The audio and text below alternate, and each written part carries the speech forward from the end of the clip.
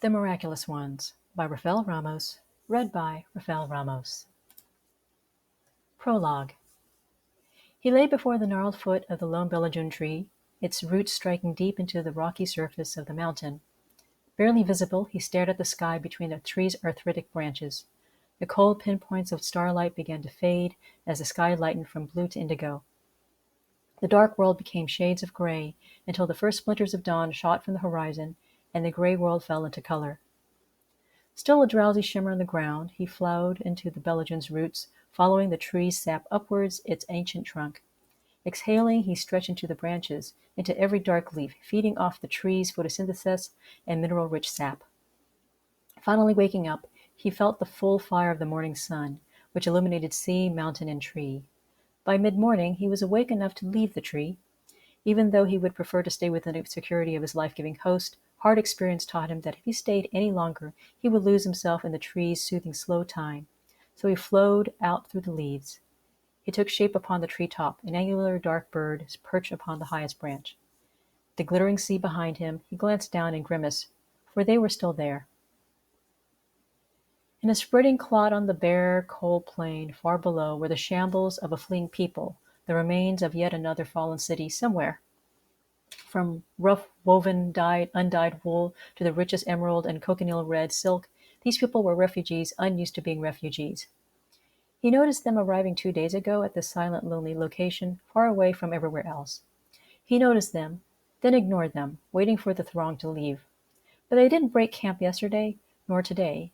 Wary, he opened himself to their presence as his ethereal bird eyes peered closely, seeking why they hadn't left by now.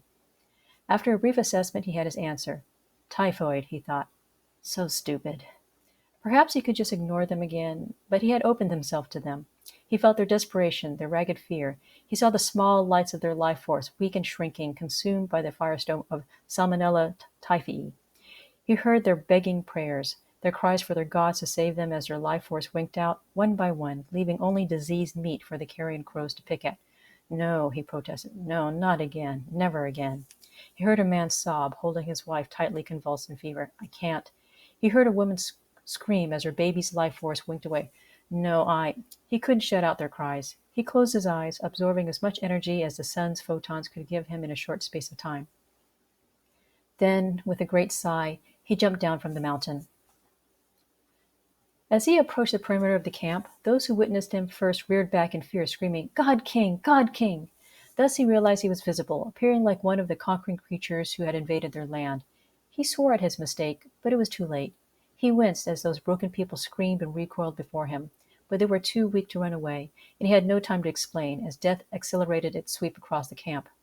Even though he had given up his previous life, old habits still remained. Reverting to battle triage, he saw who was still healthy, who was sick but who could recover unaided, who was so ill that intervention was urgent, and who was so critical that death was inevitable. Of the 4 conditions, he quickly reached one who was the latter, the convulsing wife, touched her forehead briefly, and moved on to the next, attending the urgent and the critical. Like a bird visiting each open flower, he moved quickly and gently. With each inoculation, he transferred energy that needed electrolytes, hydration, and antibiotics in each sickened human. With fast healing, each patient sat up, wobbly, exhausted, and cured. When he had returned to his starting point, the camp had gathered around him, this time crowding gratitude. God King! God King! He exclaimed above their cheers, feeling his material form start to face to ethereal. 2 leagues to the east is a river with fresh water. Bathe yourself. Boil the river water to purify it, and only drink that boiled water once cooled. Do that, or your sickness will return. Our Savior, our God King, they continued, deaf to his instructions. He snorted in disgust. His morning recharge depleted, he phased into a diaphanous state that quickly slid as a shimmer unnoticed in the air. Hearing their alarm calls of, come back, we need you, behind him, he drifted back to his mountain retreat, collapsing against the familiar comfort of the belgian's roots, far above the sheep-like humans below. When he awoke the next day and glanced down, he saw that they were still there, waiting for their Savior to return. He knew that they would always wait for his return. He sighed, placing his hands in the old tree that had been his home. Goodbye, he thought. Then he flew away, leaving the mountain by the sea and the people on the plain waiting below. All of that was a long time ago. His name was Setebus, and he vowed he wouldn't make the same mistake again.